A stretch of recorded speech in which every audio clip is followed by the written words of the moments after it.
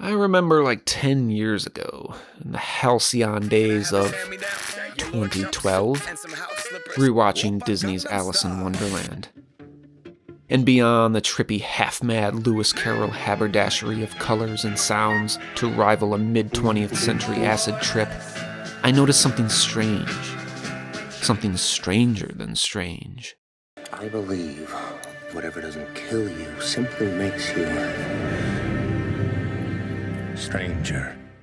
Almost political.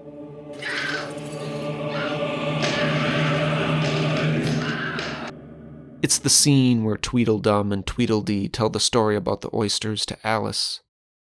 This scene straight up freaked me out as a kid.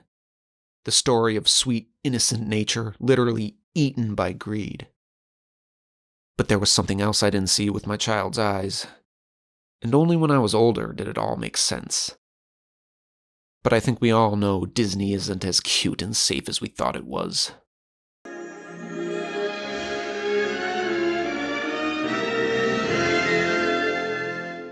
But this scene feels even more frightening and strange, and historically drunk on the creative Hollywood hippie wine being passed in bottles all down Sunset Boulevard, to La Brea, and up to Anaheim. Now picture this. It's 1951, and everyone is cold and ragged and tired, having burnt out their nerve endings from war. The Soviet power looms. In 1949, they just did their first nuclear weapons test and demonstrated their political propensity to drop bombs on American suburbs.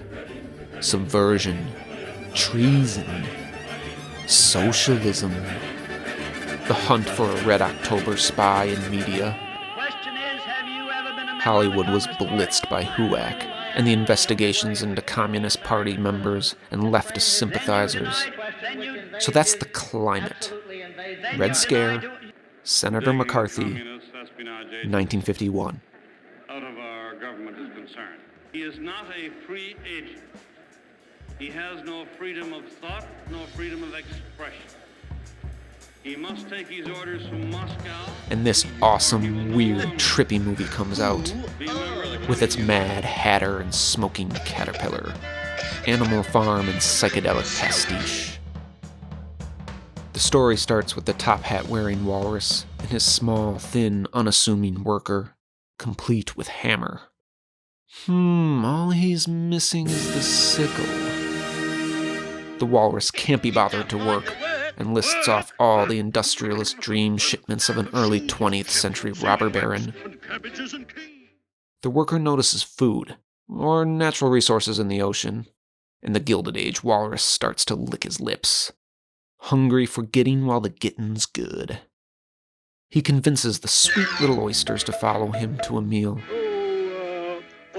And can I just stop and point out how intense this is for a kid's brain? Bruh, they're literally sentient baby creatures that get manipulated into being eaten. What? Back to the scene. The Moneybags walrus leads his oceanic prey to a hastily proletariat-built crab shack and sets the table for dinner. If I could convince myself that attainment of power by the proletariat would lead to a terroristic police state in which freedom and dignity and decent human relations would be destroyed, then I wouldn't want the proletariat to take power. In fact, the only reason for wanting It's interesting that the walrus doesn't want the worker or working class to know exactly what he intends to do. He must commit to his subterfuge, to pull one over on the worker, to get what he wants before the working class notices. But the inevitable happens, and the true horror sits on screen. Little oysters, but unsure there came none. As a kid, it blew my mind. Like, for real, this dude just ate them. He ate them. But now the worker brandishes his hammer and his face turns beet red. A revolution has come. The worker chases the fat cat walrus all the way off screen, and I'm sitting there wondering, is that a revolution of the working class on the bourgeois? Or am I just tripping like Disney intended? Since this is a thought we dread, we painted the roses red.